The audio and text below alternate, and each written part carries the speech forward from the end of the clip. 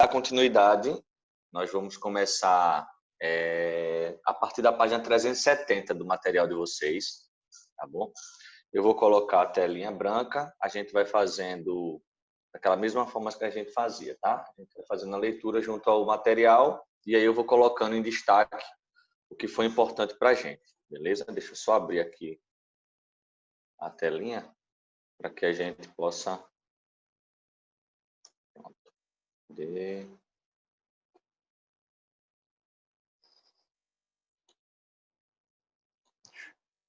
Deixa eu projetar aqui. Acredito que está aparecendo aí para vocês. Na aula passada, nós falamos sobre os espaços, né? O espaço rural, o espaço econômico, a distribuição desse espaço. Falamos um pouco sobre a questão da produtividade.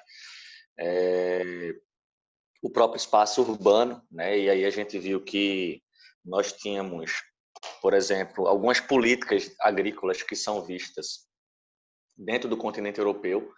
A exemplo é a política agrícola da Europa Ocidental, né? Que é aquela política agrícola do PAC, né? Não sei se vocês estão bem lembrados, mas que é um projeto que tem de subsídio aos produtores agrícolas. E aí, quando você tem esse subsídio, você acaba transformando isso em produtividade. E aí, existem barreiras do tipo protecionistas. Lembrar que as barreiras protecionistas para a globalização elas não são importantes, não são interessantes, porque a proteção ela quebra, na verdade, ela gera fronteiras, né? Quando não existe a proteção, ela gera uma abertura. Então, hoje, trabalhar com barreiras protecionistas talvez seja uma coisa que não é tão interessante para o que a gente chama de globalização, beleza? Mas aí é uma das práticas que, por exemplo, quando houve uma conversa entre Mercado Comum do Sul, que é o Mercosul, com a União Europeia, uma das propostas era justamente essa quebra do protecionismo, onde o Brasil poderia vender algum tipo de instrumentos, né, na verdade, de matéria-prima, de produtos derivados do campo, para o continente europeu. E isso realmente é uma coisa legal para o Brasil. Só que hoje a gente vê que está passando por um processo meio que conturbado, devido a esse dano ambiental que a gente observa no nosso país, né? Independentemente de questões politizadas, mas sabemos que países europeus, países asiáticos, países até mesmo americanos, eles só compram algum tipo de material que seja de ambientes que não tenham sofrido com problemas de impacto sustentável. Ou seja, se eu retiro, por exemplo, um determinado local de mata, de floresta, para plantar soja, e esse local ele seja um local de terra indígena, que seja um local delimitado por lei, que não deveria ser utilizado para atividades agrárias ou pecuaristas, e esses países descobrem que isso está sendo feito, eles deixam de comprar o produto da gente. Então, se eles deixam de comprar esse produto, isso pode trazer um dano econômico. Há poucos dias, acredito que antes de ontem, houve um debate entre Donald Trump e Joe Biden, né? Nós estamos percebendo que a política norte-americana ela está em uma grande convulsão, né? Estamos há poucos dias aí de repente de uma eleição que pode mudar um pouco da história da questão geopolítica mundial. Se Donald Trump ele for reeleito, a gente vai ter aí de repente uma manutenção do conservadorismo de direita e tal, enfim. Se o Joe Biden ele entra, não é que a esquerda entre nos Estados Unidos, mas a gente vai ter, né, uma representatividade republicana de caracterização mais social, tá? Porque eu não vejo partidos de esquerda nos Estados Unidos, não existe essa questão, é tudo muito neoliberal, é tudo muito privativo, é tudo muito,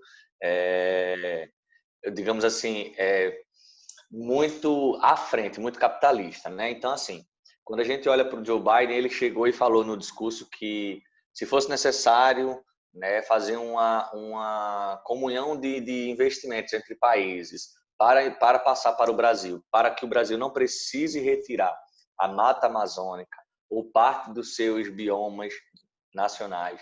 Ele até citou uma quantia de 20 bilhões, se isso fosse necessário, a gente colocaria, né, no Brasil. Caso o país não entre numa conversa, né, não muito amistosa, que possa regulamentar essa questão do campo e tal, aí teriam sanções econômicas. Ed, como funcionam essas sanções econômicas? As sanções econômicas são, na verdade, quando você tem imposições do tipo eu só compro o teu produto se tu fizer dessa forma. Se não fizer, eu não compro. Sei lá, a gente vai aumentar os impostos para que você consiga vender aqui. Então, você vende a 10%, a gente vai aumentar a 25%. Mas aumentando o imposto, a gente não consegue vender. É uma forma de sanção econômica. Ou seja, dificultar a comercialização.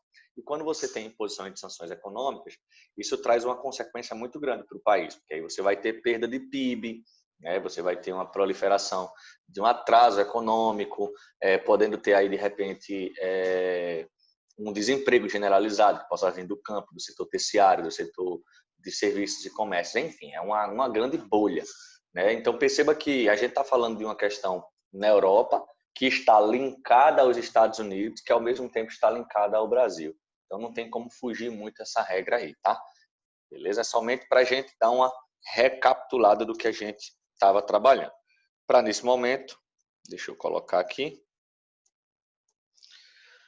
Hoje nós temos dia 1/10, tá? A gente está na nossa página 370, estamos iniciando a partir dela. E aí nós vamos falar um pouco sobre os aspectos econômicos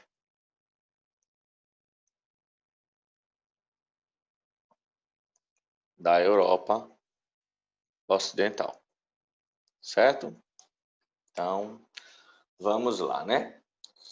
Após a crise econômica global, que se iniciou em 2008, né? A crise de 2008,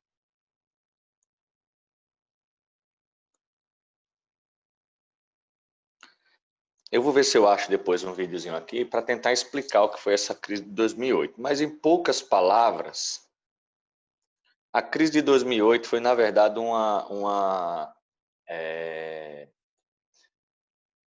os bancos, eles pegaram os dinheiros, né? A gente estava tendo aí uma grande proliferação de crédito internacional e nacional nos Estados Unidos.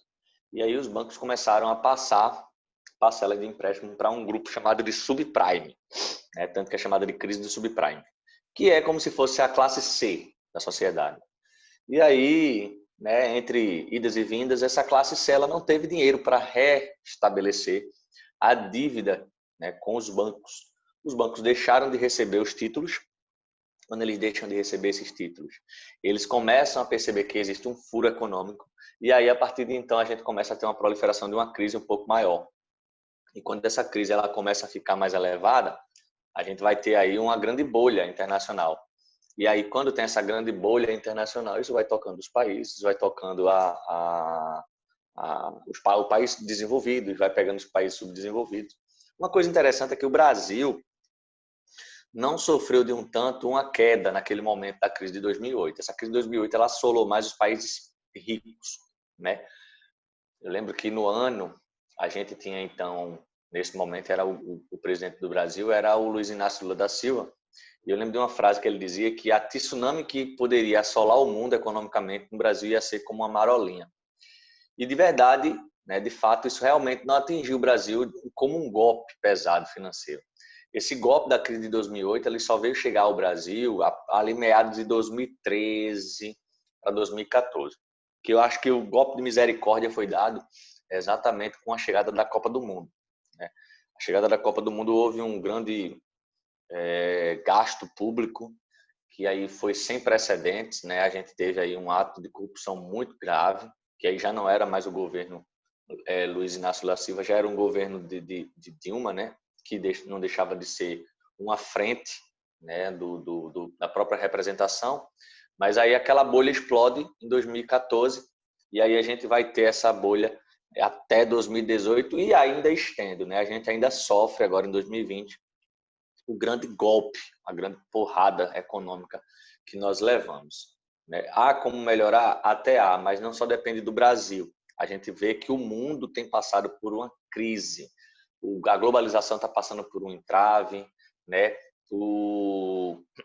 As concepções ideológicas, religiosas, sociais, né, econômicas, políticas, enfim, no mundo todo tem sofrido alguns abalos né? A gente vê aí que, por exemplo, grandes partidos de extrema direita, né? Extrema direita é aqueles reacionários, aquela galera que é um pouco mais xenófoba, né? Que é um pouco mais preconceituosa, um pouco mais violenta. Eles têm crescido bastante, principalmente nessa Europa que a gente está discutindo agora.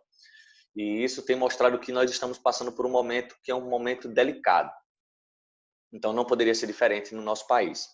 É necessário que haja muito discernimento, que haja muita cautela, né, parcimônia, para que possa se resolver esses problemas. E vale salientar que é uma bronca, né, que é uma crise que vem desde os anos de 2008. Lembrando que para os Estados Unidos, por exemplo, quem estava como representante do seu país era o Barack Obama, né? E ele não tinha intenção de criar uma crise para o mundo, mas acabou tendo esse legado. Tem todos os presidentes vão ter legados negativos e positivos, né? No caso aí do Barack Obama, a gente sabe que ele foi um cara emblemático, né, para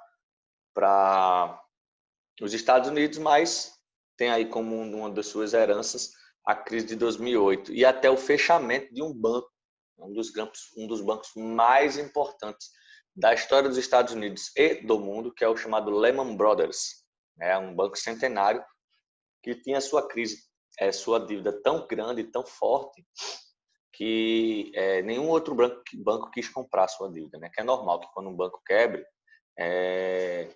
outros bancos possam comprar a dívida desses países. Então, quando eles viram que a crise era muito grande, eles fizeram que não, né, a gente não vai comprar não, tá muito pesado. Mas vamos lá. Depois eu vejo se eu acho algum videozinho da crise de 2008 e volto para vocês. A economia dos países da região vem, com algumas exceções, se recuperando, né, e mantendo a União Europeia em posição de destaque na economia mundial. Tal condições configurou-se por um processo histórico que possibilitou, né, um amplo acúmulo de capital e desenvolvimento tecnológico. Atualmente, né, a economia da região é caracterizada pelo neoliberalismo. Gente, a economia ela está relacionada ao neo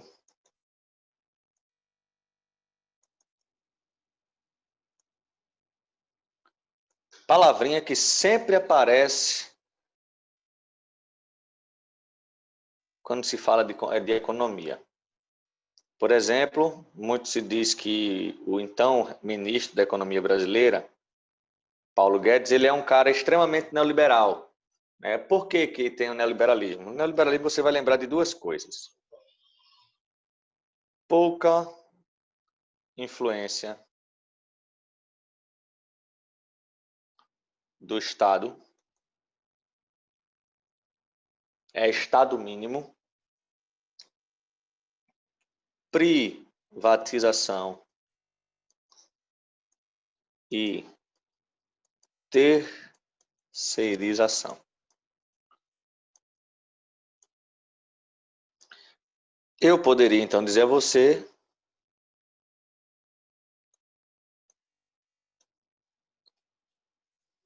que o neoliberalismo significa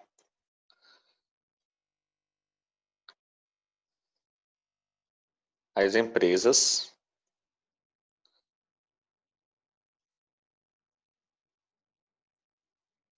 quem mandam no mercado. Isso aqui é o que é o neoliberalismo. Ed, o neoliberalismo é a mesma coisa do liberalismo? O que separa o liberalismo do neoliberalismo são as épocas. Né? O liberalismo ele vai existir lá atrás com aquele liberalismo de Adam Smith e tal, que era a mesma prerrogativa do que a gente está vendo agora nesse momento, só que o liberalismo ele viveu até o início do século XX. E aí ele vai quebrar. Ele quebra com a Bolsa de Valores, né? Com o craque da Bolsa, né? De 1929, que foi uma das maiores crises já mencionadas no mundo, né? Foi uma das crises que assolou os Estados Unidos, Europa. Foi a chamada crise pós-Primeira Guerra Mundial. A gente vai ter a Grande Depressão, que é de 1929 até 1939. Em 39, quando a gente está saindo da crise, começa a Segunda Guerra Mundial. E aí a gente tem essa fase, né? Se eu fizesse aqui uma ponte, aqui eu colocaria liberalismo. Eu vou colocar de roxo para ficar mais bonitinho. Liberalismo. Tá? Aí, de repente, tu vem com 1929, que é a crise da Bolsa, tá? Aí depois, ó, tu vem aqui. Essa fase aqui é a fase do que a gente chama de keynesianismo.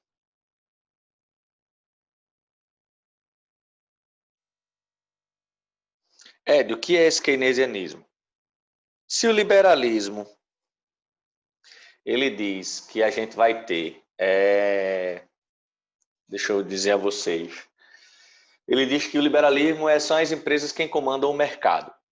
Se de repente o liberalismo está mostrando que não deu certo, e aqui a gente tem a quebra da Bolsa de Valores de Nova York, significa dizer que se as empresas continuarem tomando conta do mercado, a gente vai continuar quebrado. Então é necessário que o mercado dê espaço para o Estado. Então o keynesianismo é o chamado... Poxa, esqueci agora o nome.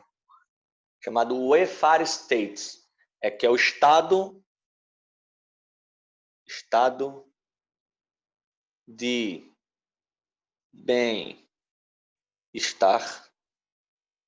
social. Aí o Estado vai entrar, vai comandar as coisas, vai dizer que quem dita todas as regras é o keynesianismo. O Estado vai começar a criar empregos, obras públicas, uma série de coisas. Mas quando chega aproximadamente 1980, né, uma universidade chamada Universidade de Chicago começa a ficar incomodada. Inclusive, como a gente já citou, o próprio ministro da Economia atual, ele é formado na Universidade de Chicago. E Chicago é uma universidade que pensa o neoliberalismo. Era comum, Ed, por que de repente a galera tá vendo que as coisas estão dando tudo certo no mundo com o keynesianismo e quer botar o neoliberalismo? Não. Olha, fique bem ciente de uma coisa, todo sistema ele vai entrar em crise, todo. A questão é o tempo, tá? É como se você, por exemplo, nós somos filhos, temos os nossos pais e de repente está tudo muito harmonioso, do nada, sei lá, num certo final de semana, tá todo mundo saindo, brincando, vai à praia, né, curte o feriado, enfim. Aí quando é no outro final de semana, alguma coisa tira a ordem da situação e você discute com o irmão, você tem um desentendimento com sua mãe, com seu pai. Não estou querendo dizer que vai ter agressividade, não, pelo amor de Deus. Estou dizendo que existem as discussões e isso tira a órbita das situações. O que é que acontece? A gente vai precisar estar sempre entrando em equilíbrio. O ser humano, né, tudo aquilo que não é estático, ele entra em equilíbrio e desequilíbrio. Então, por isso que a gente precisa de um certo caos. Lembra da teoria do caos? Gerou o caos, eu preciso de algo desarrumado para poder dizer, eu preciso organizar. Por que você organiza a casa? Porque a casa estava organizada? Não, né? Ninguém vai olhar para o guarda-roupa assim e vai dizer, poxa, eu estou sem fazer nada, eu vou tirar todas as roupas daqui de dentro e vou organizar de novo. Não, se você faz isso, você precisa se tratar. Porque como é que você está indo tudo arrumadinho, você vai fazer de novo? Não. Eu só vou ajeitar porque está desarrumado. Então, o liberalismo não estava desarrumado? Alguém precisava organizar a casa. Quem? O keynesianismo. O keynesianismo entrou em crise, gente. Quem é que vai precisar organizar? O neoliberalismo. Quando o neoliberalismo quebrar novamente, aí vai ter que entrar alguém para organizar isso. Eu estava lendo um livro que chama-se Ruptura, né? É um livro muito bom. Não indico para vocês agora não, porque vocês ainda são muito novos e a linguagem dele é um pouco mais rebuscada. Mas fica aí uma dica para, de repente, no futuro, vocês darem uma lida, caso queiram entender um pouco mais de geopolítica mundial. E aí, nesse livro, ele diz o seguinte, a gente entrou numa condição, né? Não sou eu quem estou dizendo que acontece isso, tá? Tá como um livro. Vou botar aqui uma condição hipotética. Hoje nós vemos que o mundo está em ebulição. Em ebulição por algumas causas. Existe a chamada causa de gênero, existe a causa feminina, né? Que são grupos que estão buscando seus espaços. Existe a causa racial, certo? Eu estou colocando 3. Eu não vou nem entrar na questão da condição política, nem vou colocar na condição religiosa, não. Vou ter essas 3 causas. Majoritariamente, sei que é muito equivocado isso, mas majoritariamente, a Europa, né, os Estados Unidos, principalmente a Europa, ela comanda desde muito tempo, desde as grandes navegações, desde a Revolução Industrial, grupos brancos. A própria Igreja Católica, por exemplo, dizia que o negro, né, ou o preto, assim como seja, eram pessoas sem alma e tal. Então, esse grupo branco, essas pessoas brancas sempre tiveram em ascensão. Esses grupos aqui sempre tiveram como assim considerado de subgrupos, tá? Os negros aqui, eu vou colocar preto, até fui indagado um tempo desse, professor, negro ou preto? Pessoas pretas, vocês vão escutar esse termo, por exemplo, nos Estados Unidos, na Europa, né? Não pode, a galera não considera o negro lá como uma nomenclatura correta, porque negro vem lá da questão da negação, de negro, de negar, de dizer que não existe, enfim. No Brasil, é comum chamar negro por questões socioculturais. Então, você chamar uma pessoa negra no Brasil não está errado. Assim como chamar de pessoa preta também não está errado, tá? Agora, se você chegar na Europa ou nos Estados Unidos e chamar uma pessoa por negra, talvez ela não goste muito. Ela vai preferir que você chame ela por preto, tá? Eu sei que pra gente já fica mais pesado, né? Caramba, chegar pra pessoa e dizer que ela é uma pessoa preta. Mas é uma questão sociocultural e histórica, tá bom? E aí, tipo, esses grupos todos estavam, na verdade não estavam, né? Ainda estão. Nós temos muitos conflitos nas ruas por questões de desigualdade de raça, né? A questão do feminicídio, né? Da figura da feminina no mercado de trabalho, da figura feminina como uma pessoa que pode e deve trabalhar em determinados locais que também eram considerados somente como de homens. Então, esses grupos, quando eles voltam a esse cenário de luta, o que foi que eles fizeram? Na atual conjuntura, eles se elevaram. Perceba que nos últimos... Vocês são mais novos, né?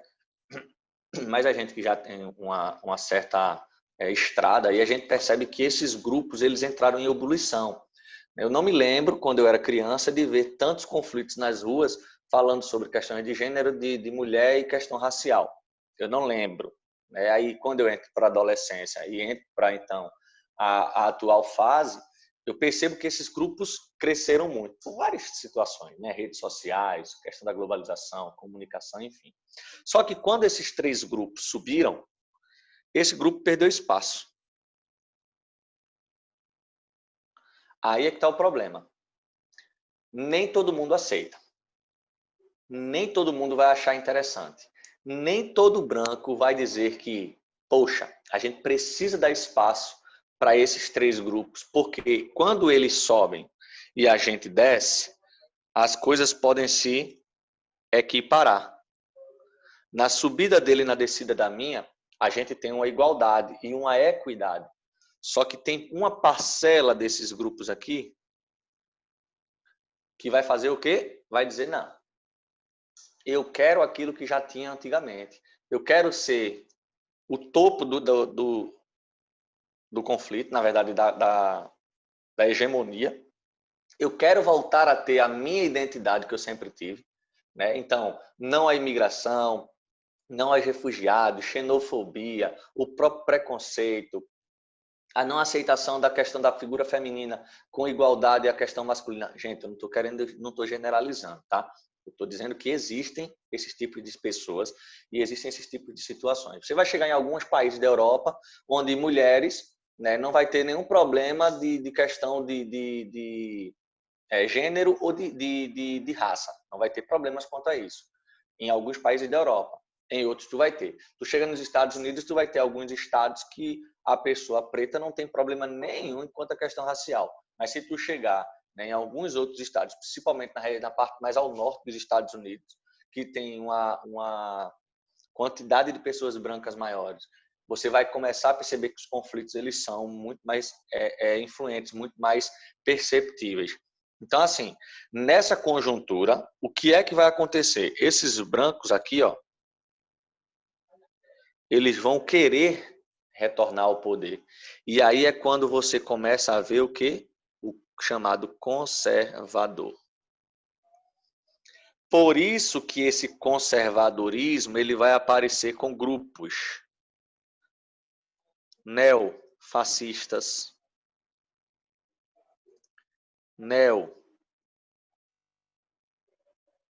neonazistas. Não estou querendo apontar para A ou B, eu estou querendo dizer que esses grupos reacionários que estavam teoricamente esquecidos, teoricamente vencidos, na verdade eles não estavam, eles estavam em silêncio. E quando eles perceberam que o seu local, historicamente, né, de direito, né, que eles acham que é de direito, eles se viram na necessidade de o quê? De eleger pessoas que pudessem representar eles. Você vê hoje, por exemplo, na Alemanha tem grupos já neofascistas, na Itália tem, no próprio Estados Unidos que apoiam algumas atrocidades de Donald Trump. Né? Então, assim, essa extrema direita, esse conservadorismo, ele começa a aflorar no mundo. E isso eu posso encaixar para vocês, né? Claro que não vai ser, tá? Claro que não vai ser a principal figura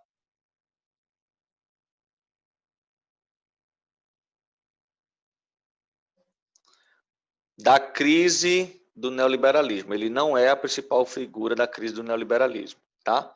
Mas ele contribui para isso aqui. Por quê? Porque esse neoliberalismo ele proporciona, aí eu vou dizer a vocês aqui, ó, desigualdade,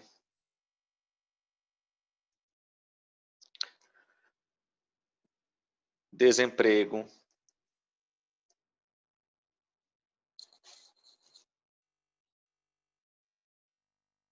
deixa eu ver uma outra coisa que a gente pode colocar aí. Crises políticas, econômicas e sociais. Vocês devem ter visto, isso aí eu tenho certeza que vocês devem ter visto. Por exemplo, a gente viu o Chile, minha gente, ver o Chile entrar em ebulição era exatamente dizer, caramba, as coisas estão bastante perdidas. Por quê? Porque o Chile, para a gente, era como se fosse um país sem problemas, né? E aí, de repente, a gente vê a galera indo para as ruas pedindo a queda do governo. O México, o próprio Brasil, a Bolívia, a Venezuela. Não estou querendo falar de esquerda e direita aqui, né? Esquece isso. Estou falando que a população foi para a rua. Se a galera foi para a rua é porque tem alguma coisa errada. O que é que tem de errado? De repente é uma questão social, de repente é uma questão política. A turma foi para a rua no Chile por conta do aumento de uma passagem. Ah, mas peraí, professor, um aumento de uma passagem de 20 centavos, de 30 centavos a mais, sim, mas é 30 centavos no dia a dia de cada pessoa daquela que está vendo que os impostos são elevadíssimos e aí já não aguentou mais. A gente viu semana passada, vocês viram, né, o porquê da Primavera Árabe, estão lembrados? Porque o governo na Tunísia decidiu somente aumentar o preço do imposto, um feirante tocou fogo no corpo, em praça pública. Isso gerou uma onda de comoção tão grande que tomou quase 10 países, por conta de uma pessoa que ateou fogo contra si. Né? Eu não sei se vocês lembram, acho que não, mas talvez Dani lembre bem disso. A gente teve uma crise há pouco tempo, né, que a turma até estava dizendo, o Brasil acordou. Foi por conta do aumento de uma passagem no estado de São Paulo, que foi exatamente no período da Primavera Árabe. Eu acredito que deve ter sido por ali por volta de 2011, 2012. E a gente teve a população indo na rua Por quê? Porque os caras estavam cansados de impostos. Isso é uma crise do neoliberalismo, né? Mas, Ed, tem uma proposta para outro sistema? Eu não tenho. Eu não tenho uma proposta para outro sistema, até porque eu não sou um economista, né? Eu não estudo para fazer resoluções econômicas dentro de um país, né? Acho e admiro muito quem consegue fazer isso, mas eu não posso dizer a você, gente, a gente poderia resolver assim, assim, assim, porque se fosse tão simples a galera já estava pondo em prática. É um negócio muito árduo. Agora, claro, o que eu posso dizer o que a gente pode resumir com isso aqui é que a globalização vive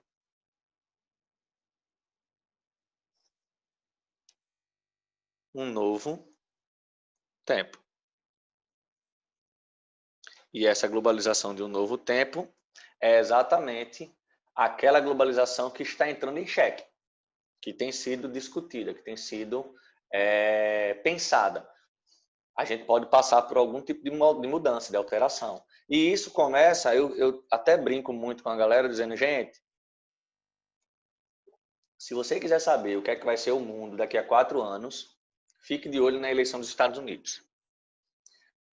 A turma diz, não precisa disso tudo não. Precisa sim, porque tudo que acontece nos Estados Unidos reflete no mundo.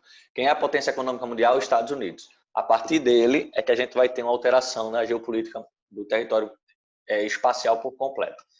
Então, o Brasil, a Itália, a França, a China, o que você quiser, vai responder a partir disso. Para você ter uma ideia, quando Barack Obama era presidente, ele pensou em reativar as negociações e a economia com o governo de Cuba. E olha que Cuba já não era mais de Fidel Castro, viu? Já tinha mudado. Deixou tudo muito pronto, tudo muito organizado. Barack Obama sai, Donald Trump entra e faz o quê? Corta todos os laços com Cuba. Mudou a geopolítica. Barack Obama tinha uma relação de afinidade com o Irã. O Irã, que é um dos países que mais tem armamento nuclear. Estava tudo muito em paz, tudo muito organizado. De repente, Donald Trump entra e faz o quê? Corta laços com o Irã. E aí reativa um conflito. Então, perceba que tudo parte muito de lá, né? Beleza? Deixa eu ver se tem alguma dúvida aqui. Tu já leu, Nicolas, esse livro? Foi Ruptura. Ele é muito bom. Ele fala um pouco sobre essas condições atuais, né?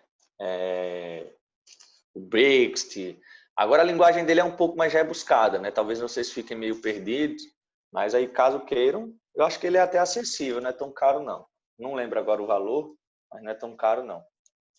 Vamos lá, né? Deu para a gente entender, acho que deu para a gente ter uma noçãozinha aí do que é esse problema aí do neoliberalismo que a gente vai ter, mas é uma configuração.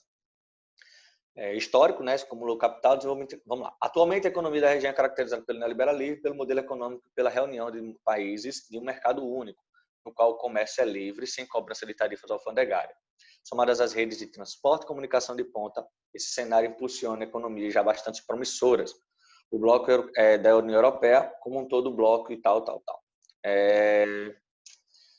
Superando até mesmo China e Estados Unidos. Então, assim, ó,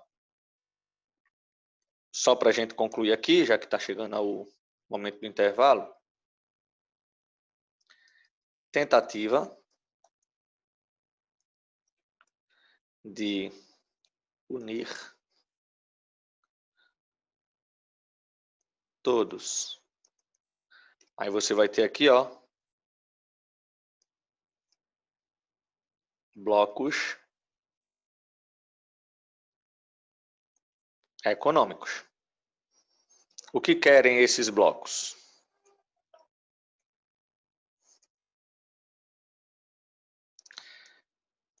Redução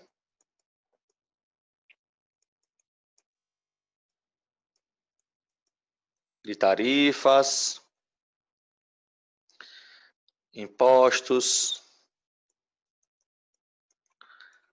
livre circulação e tantas outras coisas a mais que possam vir a surgir aí. Beleza? Deixa eu ver aqui mais. A maioria dos países da Europa Ocidental apresenta economia diversificada, aliando um setor agropecuário de alta produtividade. A gente vê isso com indústria de ponta. parte significativa de importações e exportações. Além de exportar produtos industriais de alto valor, tais países contam com população e com grande poder de compra e mercado de consumidores. Aí a gente já entra para a Europa, né? No caso do continente europeu. Aí eu tenho aqui, ó.